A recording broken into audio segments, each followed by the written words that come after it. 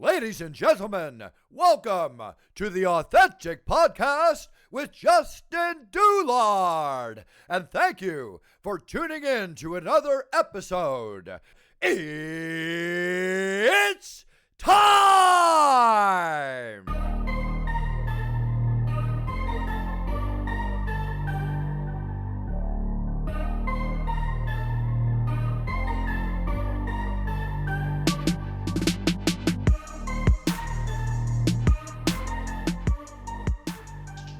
All right, ladies and gentlemen, welcome back to another episode of the podcast.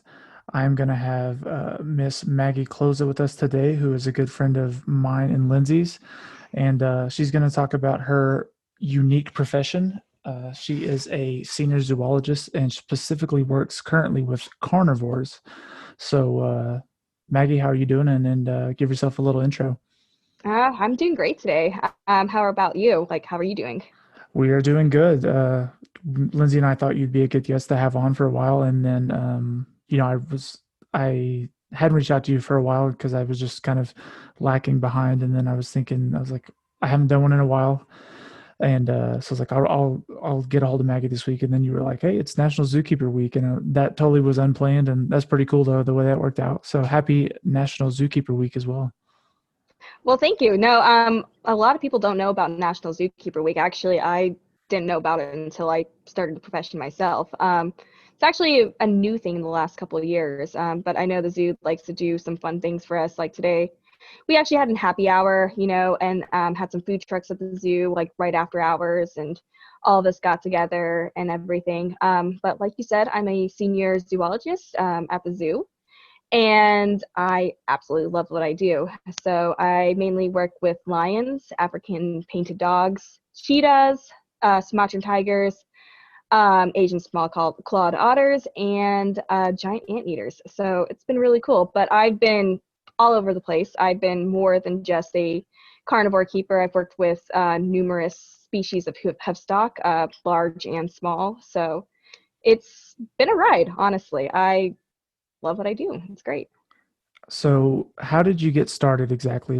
Was that in undergraduate college, or was that when you decided to go to grad school? Is this something you always had in mind, or did this kind of come as a passion later on and you just went with it?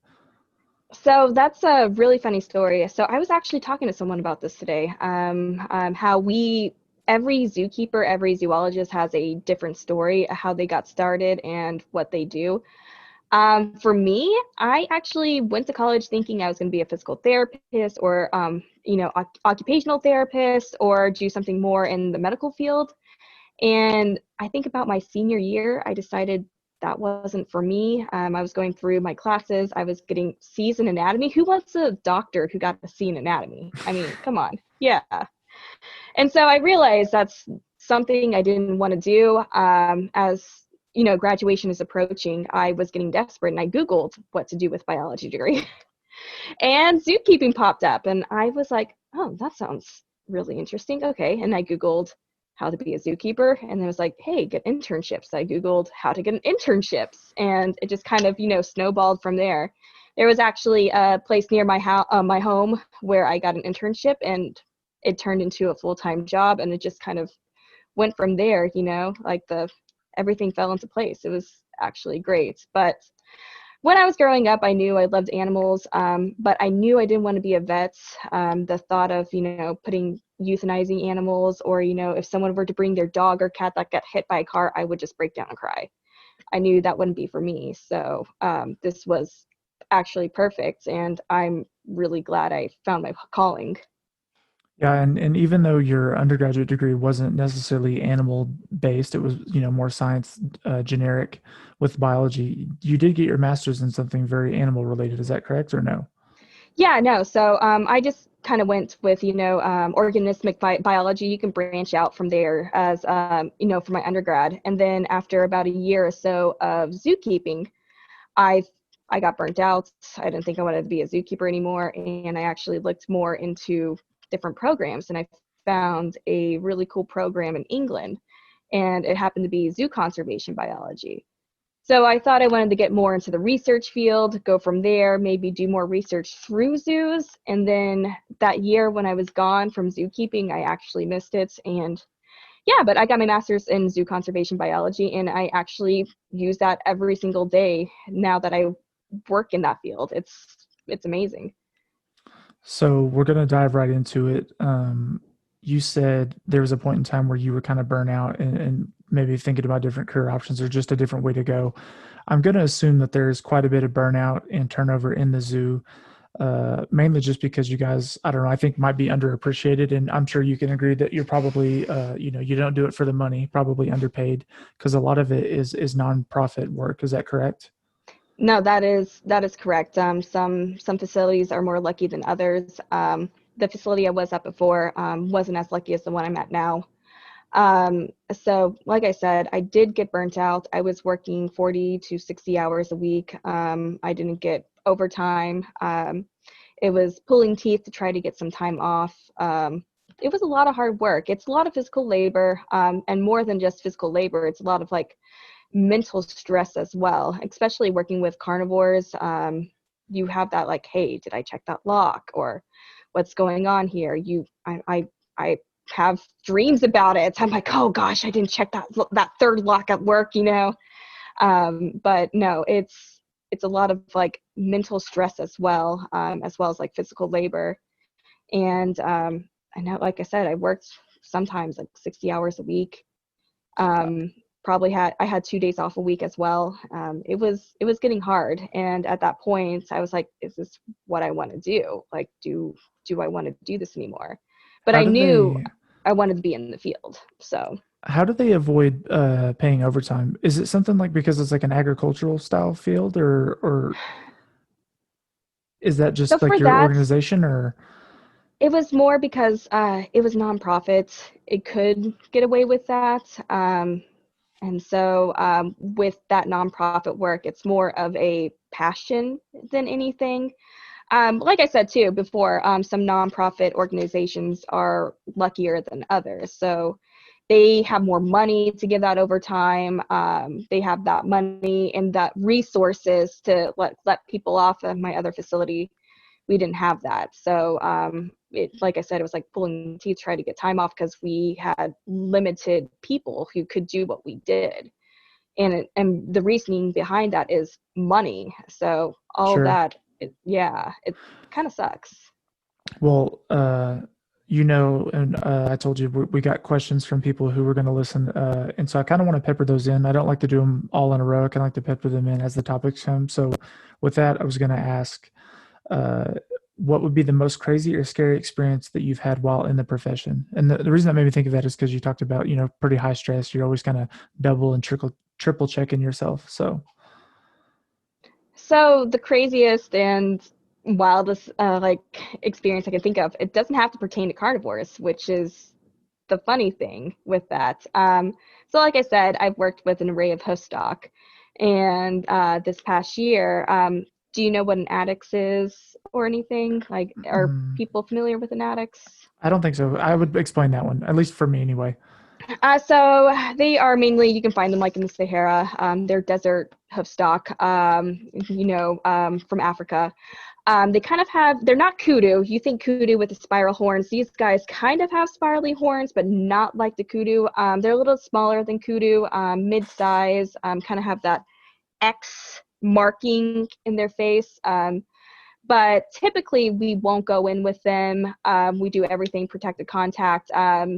They would be kind of stubborn to shift off exhibits. So we would go in with bully boards. That would be our protective thing to try to get them off exhibits, just because they're like, yeah, no, we want to stay out here. And you're like, you can't stay out there. We got to clean it, eventually. But anyway, so we have to, with host stock, it's normal to ship them out, and they're going to go breed, especially with like critically endangered host stock, which addicts are. So we happen to have to catch them up. It's better than, sedating them. You don't have to go through that stress, making sure that they recover properly or anything. So we had to actually grab them. That was the scariest part. They have these big horns. They could actually impale you. So what we had to do is we had to get them in a small space. And then there was like 4 or 5 of us. We would go in with a bully board. First person drops the bully board, grabs their horn, and then everybody comes over and just kind of pushes it up against the wall, and then the doctors will come in the veterinarians would come in, kind of check them, and we were doing like a TB test. That's only a skin test, so it's 5 seconds, so not worth the sedation. So I remember that's one of the scariest things I've had to do is go in with an addict. I think I was one of the seconds, and I would have to go in there and like get them against the wall, and they could buck you, they could turn around, horn you. To me, I remember I was standing outside and we were all taking turns, and in the small space you hear a bam, bam, bam, bam, bam, and you're like, oh crap, I have to go in there next. I don't want to. Yeah, so to me, that was one of the coolest. And after you do that first addict, you're like, okay, I'm ready for the next one. Let's go, let's go, let's go. It's exhilarating, honestly. But to me, Yeah. I was scared to do it. I was like, do I have to do this? Really? Yeah, I'm sure your heart rate was like in the 170s or something crazy like that. No, I was just like, I'm out. Bye. Like after that, I saw that first one. I was like, no, I'm not gonna do this. But I signed up for it, and after that one, you're like, okay, I can do this. And we did that I think about 5 times. But like I said, it's easier for the animal, easier for us. We don't have to sedate them. Sedations can be harmful to them, and it can take a long time for them to recover. So with them, catch them for 5 minutes and then just release them, and they're on their way. They might be a little like shaken up, and then they get over it within a couple minutes. They're like, oh, okay, we're fine. So we don't have to talk about it for long, because I mean we could probably talk about it forever, but it's definitely a hot topic, especially with the zoo world. I'm sure whenever the pandemic, when Tiger King came out, especially, well, you're not from Oklahoma, you're from Texas, but being from Oklahoma, everyone thinks that like Joe Exotic, or you've seen him and all this. But in the zoo world, when Tiger King came out, obviously you guys are probably severely disappointed in it as a whole, but what was the reaction in detail for most of you guys? I mean, I assume you guys probably knew this stuff way before it came out on Netflix, correct? yeah, I mean, it's something. I mean, I say Tiger King was like a double-edged sword. It had its good parts and its bad parts. Of course, I watched it, that first week. I watched it within a couple days. The whole thing, even Carol Baskins, she's shady. So that was a question we had. If you think that she's any better than Joe Exotic, and I had said, in my opinion, when you watch that documentary, one of the guys that worked for him I think he basically said that like there's different levels to it, and they're all their own kind of crazy, but they're all batshit crazy. Yeah, I agree to that. And especially being, like I said, I've worked at other facilities, I've worked in the sanctuary, especially being in that world. It's a whole different kind of world. Like those people are a bit crazy, honestly. And like I said, it's a double-edged sword. So I think Tiger King presented a lot of good topics. A lot of people didn't know what was going on. That I like, one of my favorite facts is that there's more captive tigers in Texas than there are in the wild. Mm-hmm. So that means there's a lot of privately owned tigers within not only Texas, but all over the states. And I think it kind of presents that topic pretty well and everything, but then it also glorifies Joe Exotic in a way where people are like, oh, I want to be like him. I want to own tigers like him. If he can own tigers, I can own tigers. I think too, you get both of those. And I think it's like that with any topic like that. See, honestly, I think it takes I don't know if the word special is right, but it takes a very unique person to say, I want to own a tiger. So there's several zoos, which is a question I have for you too, that, Oklahoma, Arkansas, probably Texas too, probably everywhere, like Joe's Zoo, you can go and hold baby tiger cubs, which I think almost anyone on the earth, besides, being educated about how bad that is for them, would want to do that. Who would want to hold and pet a baby tiger cub? But, add me on that list, if it was a good thing for them. But I don't think the average person is like, I've never been like, I want to own a tiger. Like, I don't care how much money I had, how much land I had, anything. I would never want to own a tiger. I feel like that's just, no. I mean, if you look at the people that do own tigers, even like the celebrities, they were all pretty crazy too. Like I'm a Mike Tyson fan, but he's kind of insane. So, and then a lot of like the famous drug lords, like El Chapo and gosh, who's the other one? I can't remember his name. the older guy. But anyways, he owned like wild zoo animals. So I think the documentary, it was very entertaining. And then after it kind of wore off, you're like, wow, that's really sad. And then I think it brought out, in my opinion anyway, it brought out a lot of good awareness, because I think there's a lot of people, at least for myself too, and other people I know, like maybe say 5-6 years ago, like I'd been to a zoo similar to Joe's. It's in Gentry, Arkansas. I'm sure you've heard of it. Yeah, I know that. I know that's a big Exactly. thing. Yeah. And then like 2 or 3 years down the road, you kind of think about it, and then you read these articles, and then you see documentaries like that, and you're like, wow, that's really terrible. And they're really good at hiding their legal issues. Like I remember I had went, and then a couple years later, someone had shared an article and basically all the charges that they had against them.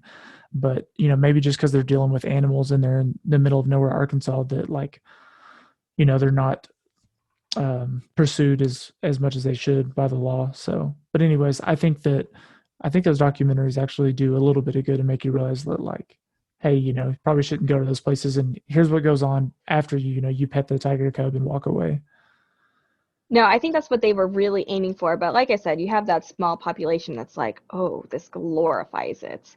But no, I think Tiger King did some really good things. Actually, the Big Cat Safety Act was actually passed like through federal law, and it was like voted in in the House of Representatives and everything. And I remember it just being a huge deal. And so because of Tiger King, that was brought on. And of course, Carol Baskin was part of that. But like I said, I'm not a big fan of hers either. She was, part of, breeding and all that too. I'm not a big fan of anyone really in that documentary, but it did bring out great awareness, really.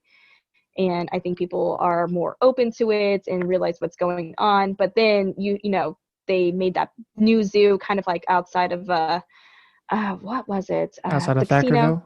Yeah, just Yep. right there. And people would just, what I remember seeing like pictures of people flocking to it and supporting it. And just because it was part of Tiger King, it's things like that, and it's just kind of like you don't want to support things like that. Sure. I mean, there's still people that,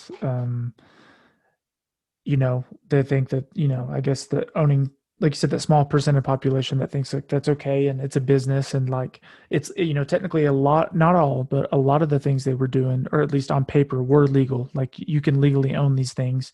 Now they Right. were Yeah. breaking laws behind the scenes, but obviously it looks like it's really hard to bust those guys or break them down, or, I think people talk about it often that, it's typically humans before animals. And I think we have enough crime to deal with as far as with humans. And that's why, maybe that side of the world doesn't get a lot of attention. No, I totally get it. And especially here in Texas, like if you have the papers, you can own an exotic animal. Like it sucks, but if you have the right documentation, you can own one. Well, And that's a lot about, excuse me, I'm losing my train of thought, but that's how the, all those snakes in the Florida Everglades got down there from people owning those. And then, I mean, I could be wrong, but I want to say they said that people would flush them down the oh toilet, yeah, or just, like go let them out. And now they're like like a real problem down there. no, The pythons and it's an invasive species. Like I know right now people just want to go hunt them, like boas and pythons Mhm. and all that. Yeah, they can't No, kill them it's fast enough. right. No, and the way they reproduce, it's crazy. No, it's like things like that. They become an invasive species. And I know the big topic too is, I don't know if you heard about the tiger that was loose in Houston just like last month, two I months did ago. not hear about that. Yeah, I know. It was a big deal. What Like happened? they couldn't find the tiger. So I think it was pictured, and they were trying to find it. Sorry, my cat's getting in the way. I know. They were trying to find it, and then it just disappeared. They were trying to track it down. I think they finally found it, and now it's at a sanctuary somewhere. So This was a it kind of was. privately owned animal? Yeah, this is. I don't know if it was privately owned or if it was legally owned. I can't remember. But I just remember it being a big deal. It was shown, and it went missing, and no one knew where it went. And then they finally found it. A question that we kind of had on topic like that was that I wanted to add in. Would you ever consider owning an exotic animal of your own?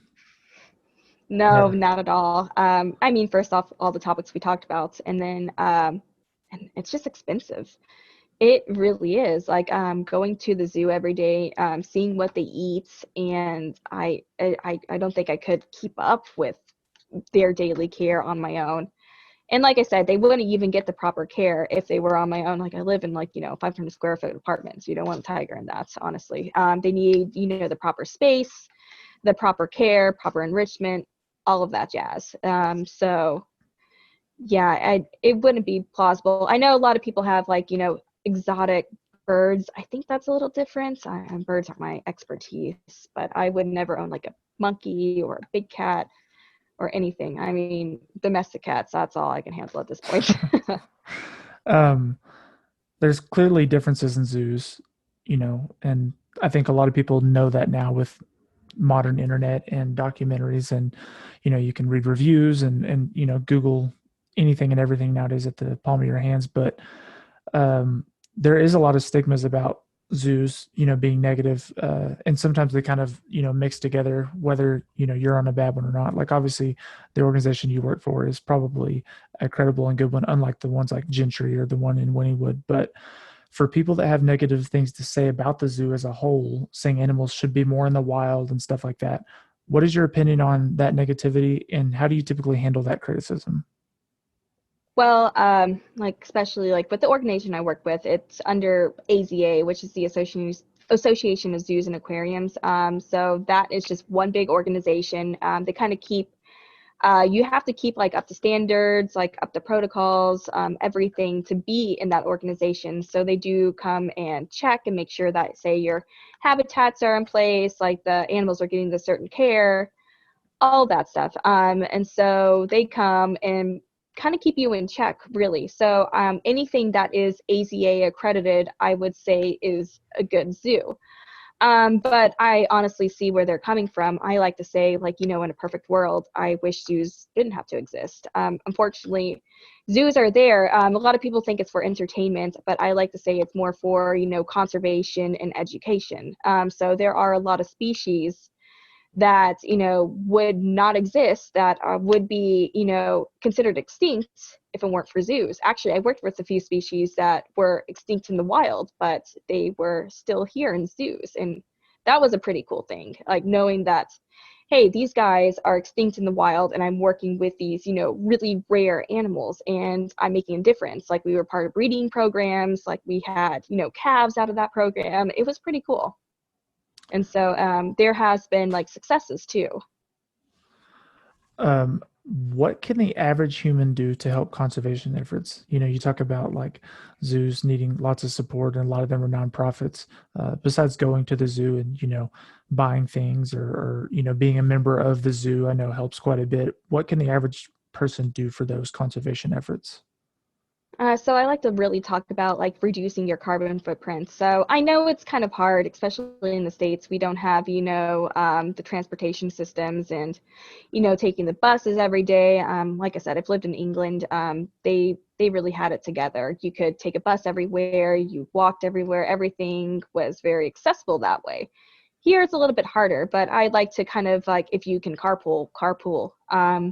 And then also recycling is a huge thing. It's a small thing, but it's huge. So what I like to do is I actually have a stockpile of like reusable bags for like grocery shopping and everything in my car. And so every time I go to the grocery store, I just grab one of those bags. And plus, you can carry a lot more instead of having like 10 bags on your arms. This is so much easier. Like, believe me, it's a life changer. It's great. So it makes your life easier, and it helps like reduce that plastic that you'll use for a plastic shopping bag. And I know there's like, I think other states might do it, but I know like in England you would have to pay money to use those bags, and really helps like influence people be like, hey, I want to use my own bag. Use your backpacks, all that good stuff. And then also, I really like to preach about sustainable palm oil. A lot of products do have palm oil in there. And I don't work for the zoo, but I do like to preach about Cheyenne Mountain Zoo, and I know you're familiar with it. I am. And yeah, so they have a really cool app. So you download that app, and then you can just scan the barcode, and if it tells you if whatever product you're buying and stuff, if it's sustainable and it's good for the environment.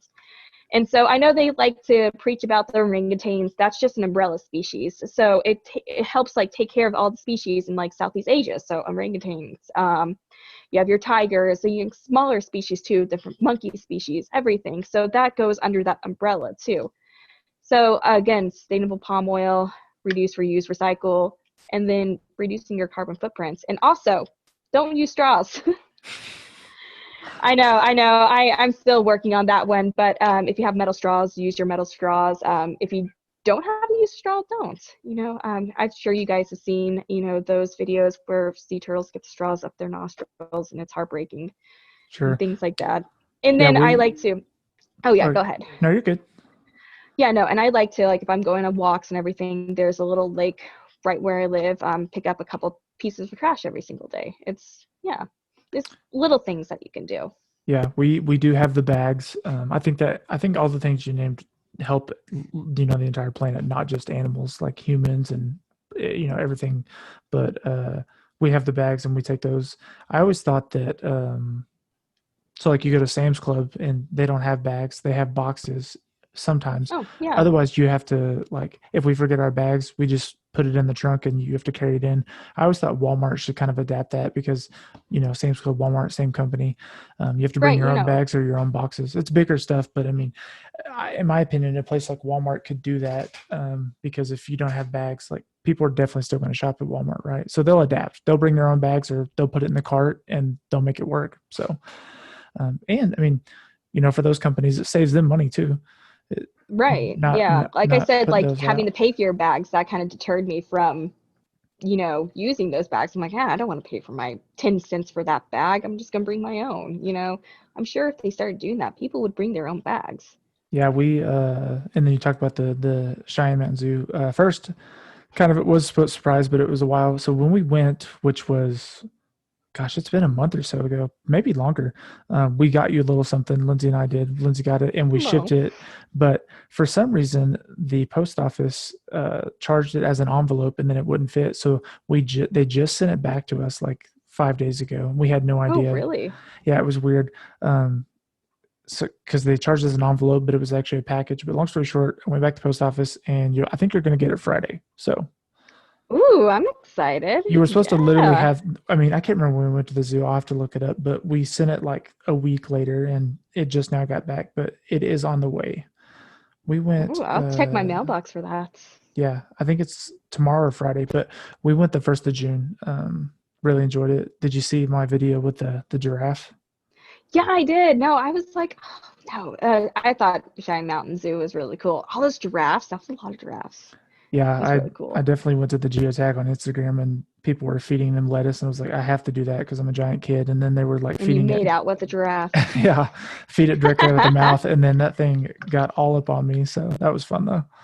I bet it was a better kisser than Lindsay. Oh yeah, I got a little more. So speaking of Lindsay, she has some good questions. I don't know if she told them to you or not, but no, she did not. She's keeping it a surprise for me. Good. Well, we'll start with one for her. And I think I know this answer. I think she does too. But the most influential animal that you have worked with that put the fire in your heart for conservation? Ooh, that's a hard one. I do have one that sticks out the most. It's a tiger for I sure. Thought so.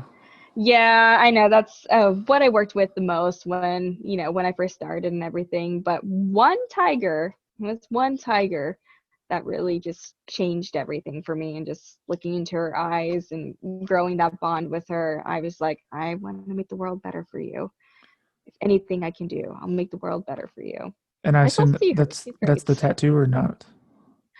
No, so the really? Tattoo is my lion. At my old facility.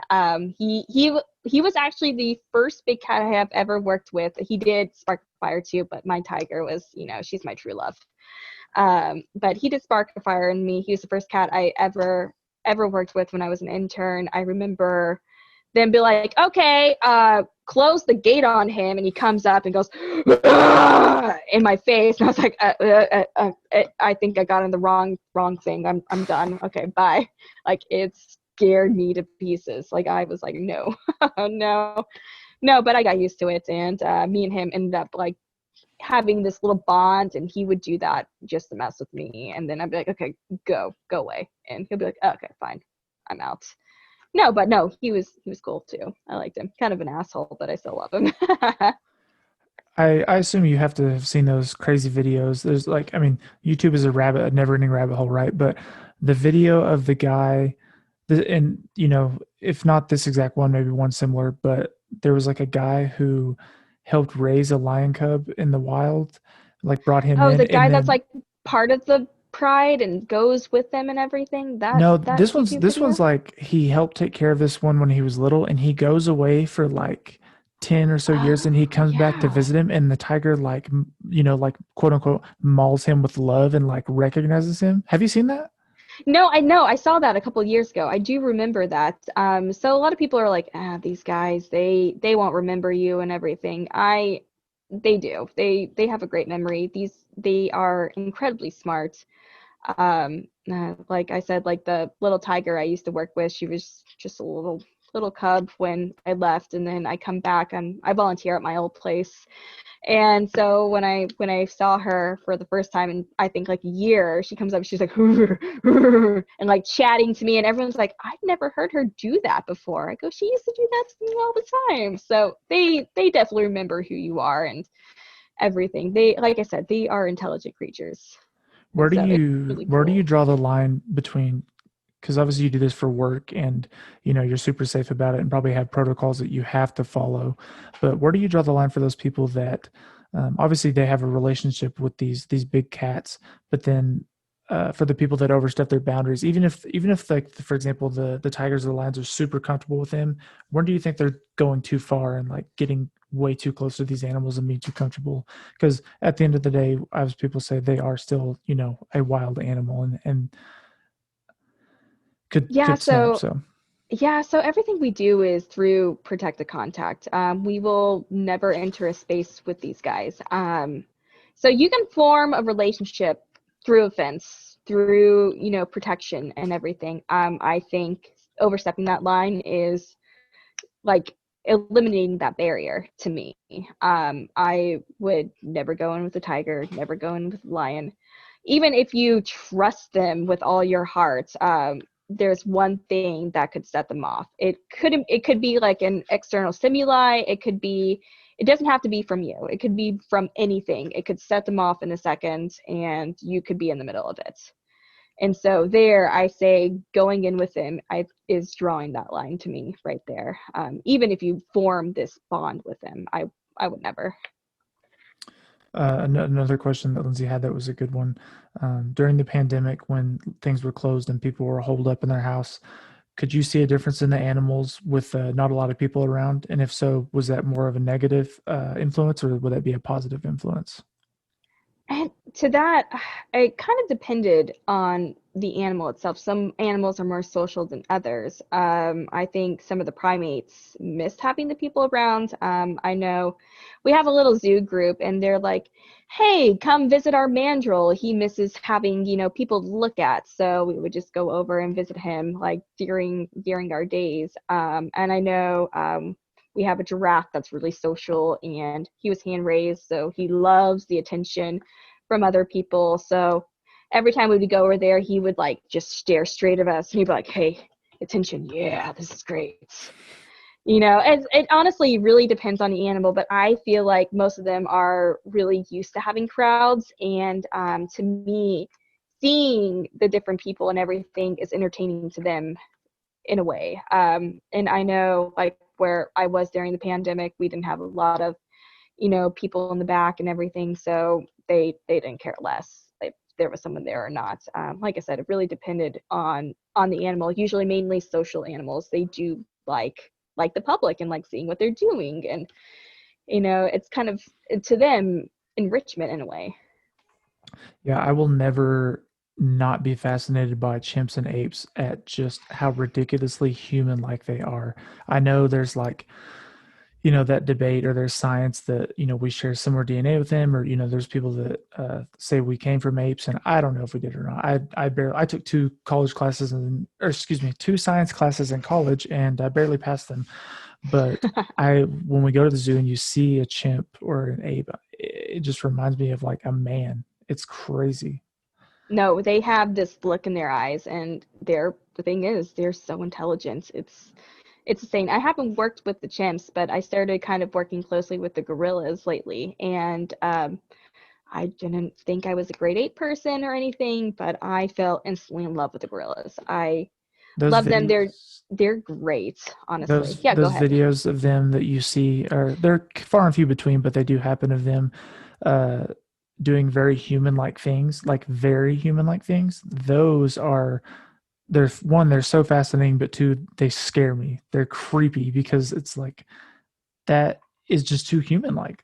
Like, uh, for example, it's not a good one, but I saw that one had picked up a zookeeper or a guest's cigarettes, Oh, and what? yeah, I swear there's videos on that on YouTube. It Oh, would, I'm sure they like watch people do that, and they're like, yeah, I'm yeah, gonna and do it that. had smoked cigarettes, and then I think there was somebody that was egging them on to and giving it to them, but it was a smoking Huh. gorilla.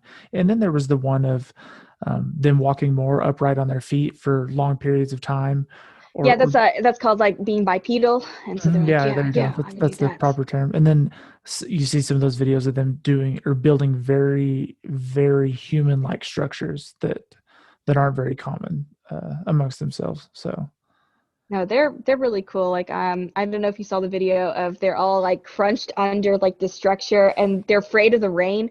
They're like, no, you go, no, you go, and they're like, oh, oh, okay, and they like run by Peter like by like, oh, I don't want to be caught in the rain, and they just like sprint by. see, But that's just like a human, like when you're leaving a building, you're like count to three, 1, 2, 3, take off to the car, like get in there so you dodge the rain. no, that's exactly what they were doing. They have, but a lot of people think that they're like scary and everything. Like I think gorillas are just big softies, really. They get like really skittish and scared about like little things, and like I said, I don't work with them much, but the few times I have, it's really captured my hearts, and I'm just like, oh, this is different. This is not what I thought they would be like. They're really cool. How would you say that most zookeepers or yourself, on a day-to-day basis, keep the animals entertained? Is there anything unique or different that we wouldn't suspect that you keep them entertained? So I know I've mentioned the term enrichment, and so I have written down the definition here. Thank you. So yeah, so here's the definition of enrichment, because I don't have it in my head because I have too many things, but I wrote it down. It's to enhance the quality of the captive animal care by identifying and providing the environmental stimuli necessary for optimal psychological and physiological well-being. So in a sense, it's just for them something different, something that they don't get every single day. So there's different types of enrichment that we like to do. So there's food enrichment, the sensory enrichment, social enrichment, cognitive enrichment, and then environmental enrichment. And so we kind of incorporate a little bit of a different enrichment each day. So food enrichment could be, you scatter feed them for the day, that you don't just hand them their food, that they have to go find their food. So you don't do that every day. So I think, today we've scattered fed like a couple of our tigers. So, okay, you have to go out in the habitat to find your food, do tiger things. And then sensory enrichment could be, like auditory. You can play them different sounds. I know I played like otter sounds to lions before, and they're like, what the heck is that? Otters like to scream. They're like, ah! It's really great. And they're like, oh God, that's you guys have to listen to that every single day. The lions not. They're like, Super, yeah, super okay. annoyed. Yeah, they're like, what is coming from your phone? Like, what? Really intrigued by that. So you want kind of that that outcome from them. And then you have your visual enrichment. We actually have a projector that we play. You can choose different videos. Like one time I was playing SpongeBob for our cheetah. She really liked that. Wow. And then, yeah, I know, it's different things like that. Or you can play savannah scenes to the lions, and they see, the gazelle, and they're just watching like, oh yeah, this is great. And then you have like your olfactory stimuli. So like any like perfume, senses. Like today I was spraying very sexy for our tigers. They love that smell. You know, You they love were perfume? all, yeah, very sexy. It's a big hit. And then also we like to give them, so I may call like some of my old like hoofstock friends, like, hey, can you give me like the nastiest pea hay you have? And they Pea bag hay? that up, and then yeah, pea hay, like What is that? pea, like like hay they urinate in. Oh, literally like hay that has been Yeah, peed yeah, on. pea hay. And Okay. so you're like, give me like the nastiest hay you have. So sometimes it's like, hay that they urinate them, and then you like just dump it in their stall, and then the lions come in and they roll in it and they love it. We've given them like, elephant sand. That's stinky. Yeah, elephants are stinky. Yeah, they Yeah, look stinky. they loved it. They were just like rolling in it. The whole barn smelled like elephant. I wasn't a fan of it. So they liked it, but I wasn't a big fan. And Yeah. then you have like your cognitive enrichment. So we have puzzle feeders. We have one. There's this one enrichment item. It's called the Amazing Graze. And it literally looks like a penis. Like, I kid you not. We call it the green penis. I'll have to send you a picture of it. But Yes, please do. Of the green it is penis. like phallic shaped, and it has holes in it, and you can put meat in it, different things. But yeah, I don't know why it looks like a penis. I'm sure a man designed it. Yeah, but it's called the Amazing Graze. So it's like things like that. They have to roll that piece of like enrich that penis around for them to get that meat out. No, this is, yeah. No puns intended, maybe. I don't know. No, that's awesome. Yeah, and then you have your environmental enrichment. So like it could be simple as, finding sticks and setting up stick teepees. I like to do that for our hoofstock and even our tigers. They'd like to knock it down. Different substrates like hay. When we had that huge snowstorm, they weren't allowed to go outside. It was too cold for them, but we would bring snow in for them, and they would roll around in it and love it and everything. So that's environmental enrichment. So different things like that, and it's different every single day. So we try to change it up. Have you excuse me. I never got to ask this earlier, but how long have you been in the profession? So I have to think about this. With internships or without internships? Either. That's okay. So You can say with. I think those count. so it's going to be in September. It's going to be my 3-month or 3-year yearversary at the zoo. So I would have been at the zoo I work at for 3 years, plus maybe 4.5, almost 5 years. So I would say almost 5 years in the field. But I did take that year break to go get my master's. So Sure. if I didn't do that, I would have more, but I don't regret that at all. Yeah, no way. I knew you had a blast when you were there. So Oh what yeah, would more than a blast. It was great. what is like the career trajectory for you look like? Like, because I know, zookeepers, like you said, it's never about the money. It's about the passion, and you love doing what you do. So I guess being in it anywhere between 3 to 5 years with your internship, what are your next steps as far as the career? And do you guys promote easily, or do you kind of stay where you're at for a long time? And I'm going to assume that you've made up your mind and you're going to do this for forever. So it really depends where you're at, your experience and everything. With me, I recently just got promoted. We kind of have at my facility, they call zookeeper zoologists. So I've been all different levels of zoologists so far at my facility up to what I am now. So they had an on-call zoologist, which I was part-time, even though being full-time before that, it's just hard. I had to get my foot in the door to make it in this facility. So on-call zoologist, and then you could become a full-time zoologist. So it's just regular zoologist. And then now my title is senior zoologist. So I'm slowly making my way up. Next would be lead. And then after that, probably like assistant supervisor, and then associate curator, and then curator. So my goal is hopefully to climb up that ladder. And again, too, the reason I got my master's, I think a lot of people are like, it's not going to do anything. You need more experience than anything. But I think my master's has kind of help highlight my career a little bit. It's a little bit different than what most people would do, and I think that's helped me stand out. But I love what I do. I don't think I could physically be a zookeeper the rest of my life. It's too physically demanding. I already feel like I'm almost 60 years old, and when I'm 30 going on 60 basically. Yeah, but that's why I would like maybe to be a curator. That's less demanding work. You still get to be in the field, but you kind of coordinate what happens like within your departments. A little less labor. Yeah, so that's the end goal right there. But right now, I'm physically capable of doing what I can do, and I love it. I don't think I could do a desk job. I had a desk job. I would fall asleep at the desk. It wasn't good. No, but this helps me stay awake, even though we wake up super early. I'm not a morning person, but Same. you know what? I get through it, honestly. What It's fine. what kind of continuing education opportunities do they have for you guys in the field? Do they do anything like that, or is it just kind of on your own and on the job experience? It really depends. Like, they do have like classes you can take and everything, and we do have conferences we can go to.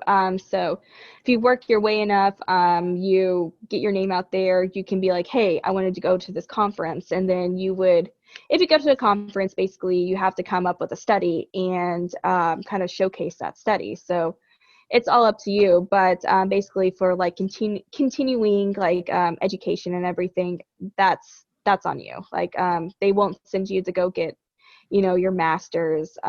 That's got to be on your own. But like I said, usually like continuing education is like more conferences. They do have like, special classes you could attend like through AZA, different things like that. But if you want to get a degree, that's you. Would you say that this career field per se is a hard one to break into, or is it easier? I guess I just asked that because, it's probably a small world, a unique one, and but a small one at that. So would you say it's hard to break into, or is it a little easier than you would expect?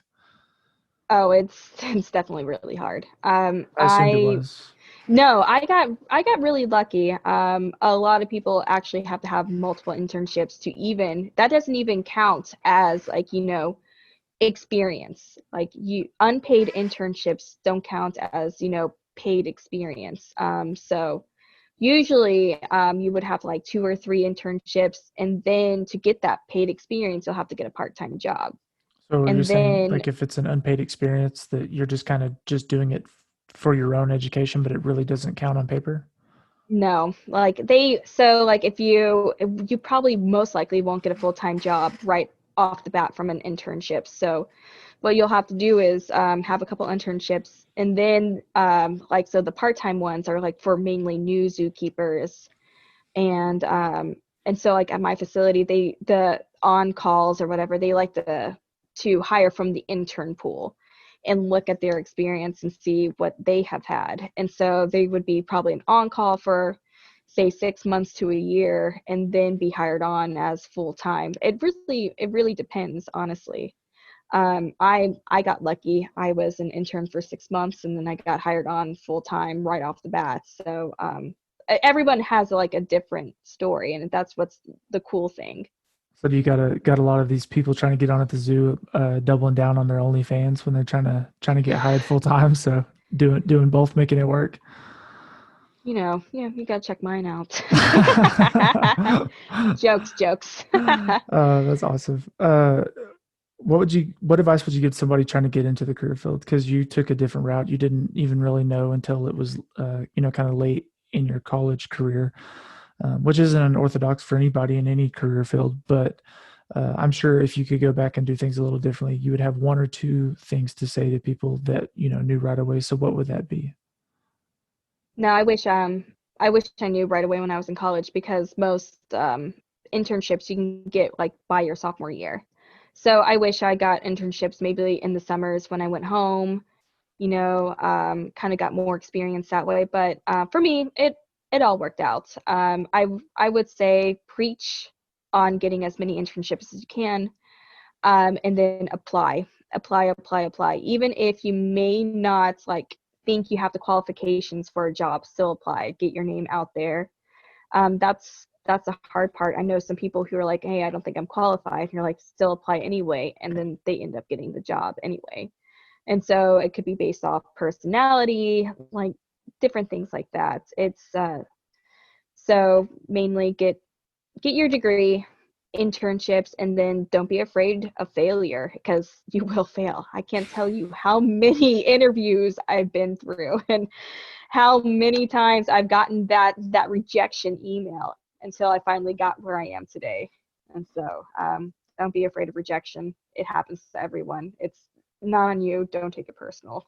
Yeah, I feel like when you apply for jobs, no matter what career field you're in, after you get like 2 or 3 of the rejection emails, they're kind of just mundane. You're like, oh, there's another one. Like, got to go again. So Yeah, I know. There was because I was part-time at the time, so I was trying to find a full-time job, and I can't tell you how many interviews I had and how close I was on a lot of them. Were like, hey, you made the last round, but you weren't the one that was picked. It's like, you're like, okay, at least, I made it onto like the second interview and things like that. And then one day you get picked for a job and you have 2, 3 jobs on the plates, and you're like, oh gosh, I gotta make a decision here.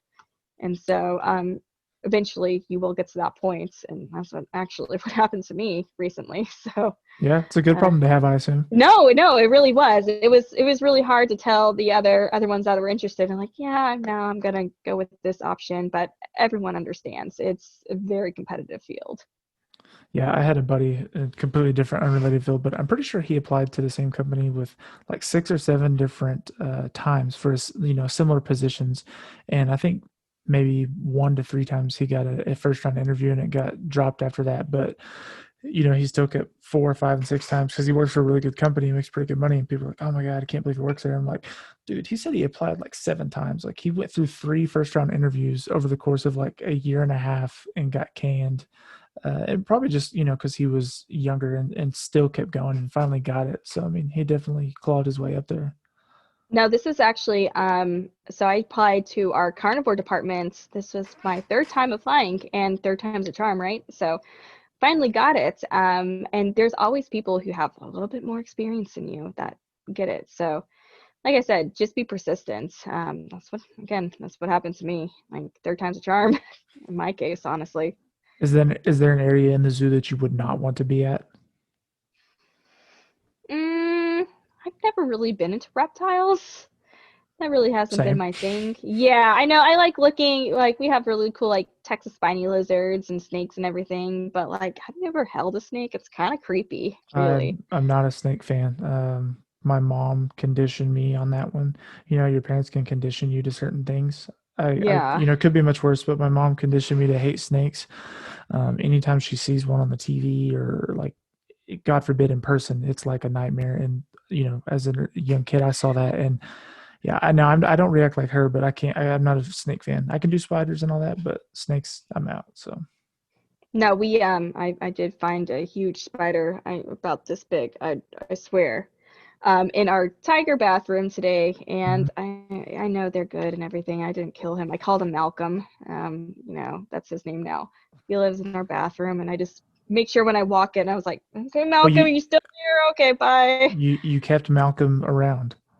Yeah, no, I mean, it looked like he was getting flies and everything, and we hate flies, but yeah, I know, Yeah, see, I would, like put him in the Malcolm's still there. shoebox and rehome him somewhere, but No, I'm just like, I know he's there now, so I just kind of like look for him, and yeah.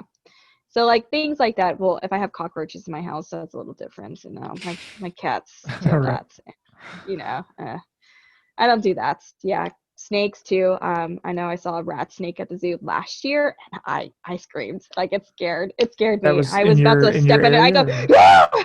Yeah, it was near the meerkats, and Oh, they could eat a meerkat. So I was just like, reptiles, can you come get this rat snake, please? And no, they do a study at my facility too.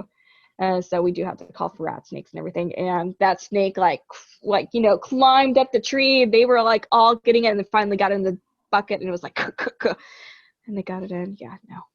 what's your take on these these big cat escapes at public zoos that have happened far and few between. Like I could be wrong, but I think one of them was San Diego within the past 10 years, and a lot of them, it might not have been San Diego. I think it was somewhere in California though. So don't hold me to that location, but it was a cat that was, and it seems like every time the cat is what am I trying to think of? Provoked or taunted by somebody. And then it seems like, it's happened a couple times where the cat has gotten out and it mauled the kid and chased it down, or a couple of other Oh, people. I remember that. Yeah, no. Yeah, Yeah. I What's forgot that where your, that was. It was like they were visiting in the middle of the night or something, I right? have to look it up, but it escaped from its, No, its I enclosure, but it was taunted and provoked by this kid. I think the kid was drunk or something. It was like two kids and one of them was drunk. I think I remember what you're referring to. So what are your take on those? I mean, okay, it was San Francisco. So let me see. Two tiger attacks occurred at the San Francisco Zoo, one in '06 and one in '07. So it's been a little longer than I suspected. A female Siberian tiger named Tatiana. The second incident, one person was killed and two others were injured before, and that was because it was provoked. Let's see. I'm going to pull it up real quick. Or, the little more. See. Yeah. It escaped from an Um, open air enclosure, killing a 17-year-old and injuring a brother. yeah. Um, they created a distraction. The attack was the first time a visitor had been killed by an escaped animal. 2 days after the attack, the zoo reported that while the moat was 33 feet wide, was sufficient by its national standards. Oh no, I remember. No, I remember that. Yeah. Yeah, what are your take on that? People taunting those, and I mean, obviously it's pretty rare that they escape, but they did escape from those enclosures, which is insane. And that Right. probably just speaks on behalf of their power and adrenaline when they're, I guess in the zone. So No, these guys are wild animals. Like I feel like if they are provoked enough, they can do anything they put their minds to. It's kind of like if you were, a car was coming towards you, or like, a car was like over your son, and you have this, adrenaline, you could lift the lift the car up, car. you know, um, something like that. I would assume it's like that, and this tiger just had this rage. And if the moat was up to standards and everything, I don't see any like habitat flaws. But after all that, I'm sure they made the moat, wider. I'm sure they added like, a bigger barrier, things like that. In that instance, I would say that's just something they didn't think of when building the habitat. And then that's just on the visitors themselves, really trying to taunt this cat. Do It's a you wild animal. Like it can do do you see that? anything. Do you see that quite a bit? People, I mean, then maybe there's levels to it, but do you see visitors often, or maybe kids, people, parents that aren't watching their kids, where they're definitely taunting and messing with the animals in a way that you're like, that's not wise, or they shouldn't be doing that? Is that more common than you think? I feel like people don't watch their kids when they're out in public, especially at places they know it's more of a safe environment from, like the average criminal per se. Yeah, no, I do see things like that. Like, we do have like a glass area for our lions. They do like to nap on that area too, and you Hmm. have kids like knocking on the Banging on glass. the They're like, wall, yeah. and if I see that, I go like, hey, would you like someone banging on the glass if you were on the other side? Kind of like, kind of put it in their perspective.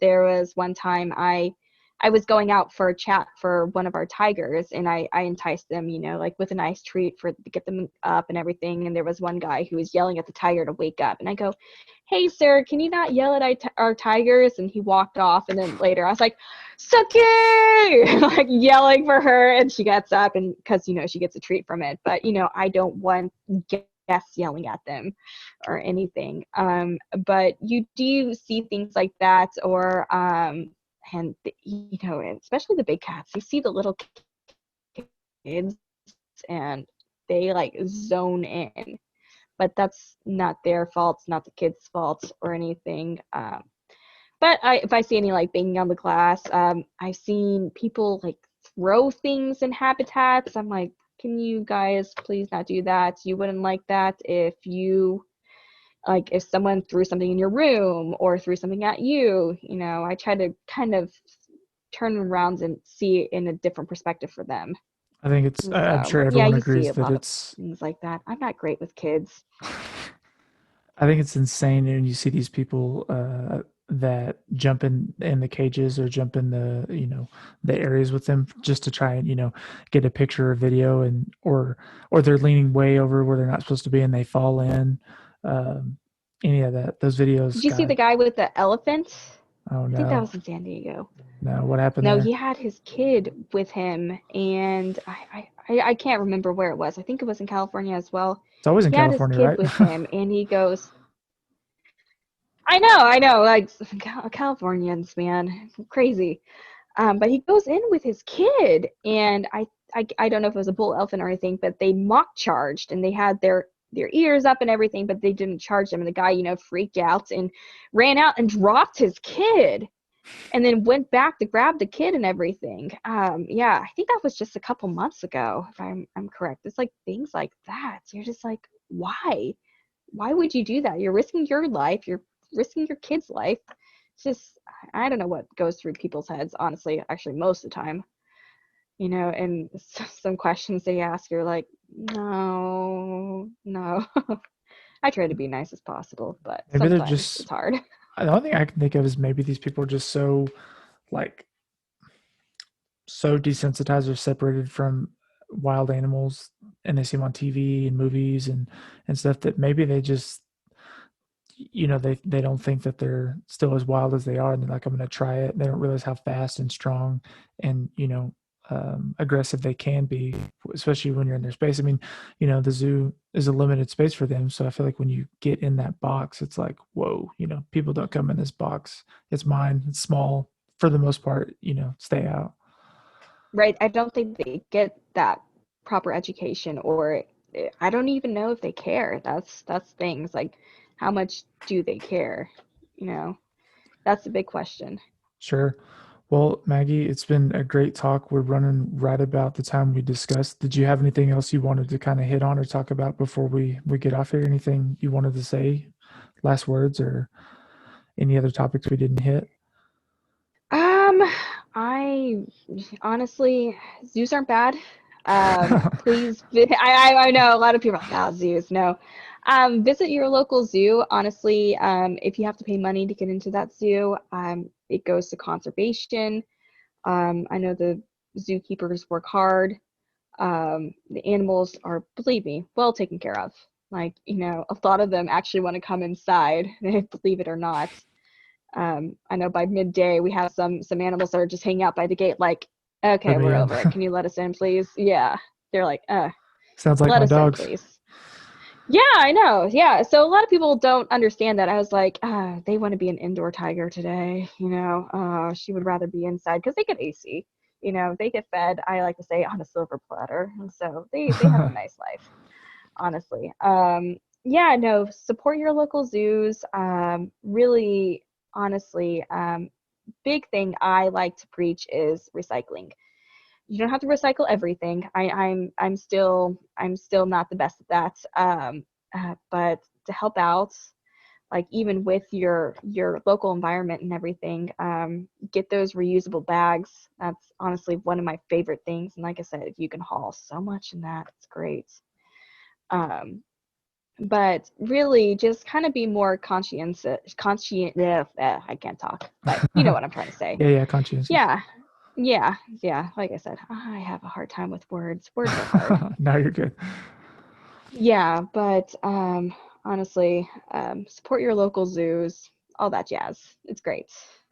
Yeah, good stuff. Well, I know I'll definitely put some of the links to your stuff on there if you want to tell people where they can find you. I know you post a lot of really good pictures, so that might be a good thing. You're pretty good with the camera and you have a lot of exposure. So if you could tell people where to find you, and then I'll definitely put those links in there below, and then we'll let you go. Yeah, definitely. No, I got the iPhone 12. It's great. Yeah, I know. I don't regret that. That was something I was kind of like, yeah, do I want a new phone? But yeah. Oh yeah. And then Athena is like, oh, she's being she's being needy right now. Your tame cat as opposed to your wild ones. I know. This is all I need right now at home. Honestly, I can't imagine a tiger at home. No, this is my tiger. Sure. Well, did you want people to follow you on any platforms or? Oh yeah, no, they can follow me on anything, Facebook, Instagram. I think that's all I have. I have a TikTok, but I don't use it. I just use it for fun. Um, yeah, young kids and their TikTok these days. Yeah, I've been But told I need to make one, but I know as soon as I make one, I'll just spend another 2 hours of my day on there or something. So oh no, I go down rabbit holes on it, and it's just like, things that don't even like pertain to life. I'm just like, what is this? Like some things that people do for like 15 seconds to a minute are actually entertaining. right, I'm already that way Really with entertaining. YouTube, so I don't need another platform for me to just sit and stare off into. So TikTok is the new YouTube. That's what I'm saying. I know I enjoy watching them when people text them to me. My mom will send me plentiful. Lindsay will send me some, and I'll definitely watch them. But I have not downloaded the app yet. And they have a lot of good like animal TikToks and zoo TikToks and I know my facility has one, so they do good. Yeah, maybe I should get it then. Yeah. No, I'm sure I'll have one eventually, but I'm holding out for now. So, well, Maggie, I really appreciate you coming on. And I always love feedback from other people. So if you enjoyed the episode, please let myself and or Maggie know. Always open to constructive criticism and comments. And if you have other interesting guests who do unique things like Maggie, please also let me know. Would love to have other people like herself on. Maggie, keep doing what you're doing. Keep up the hard work, and glad you found something that you're passionate about and you get to do it every day. So Yeah, me too. No, and thanks for having me on. No, this is great. I love spreading my experience and everything I do, and it's like I said, it's unique and it's something I don't really think about as being unique because it's every day to me. So it's cool to tell people what I do. yeah, absolutely. No, happy National Zookeeper Week. I hope they treat you good like they did tonight, and we'll talk to you soon. Yeah, definitely. Thank you so much.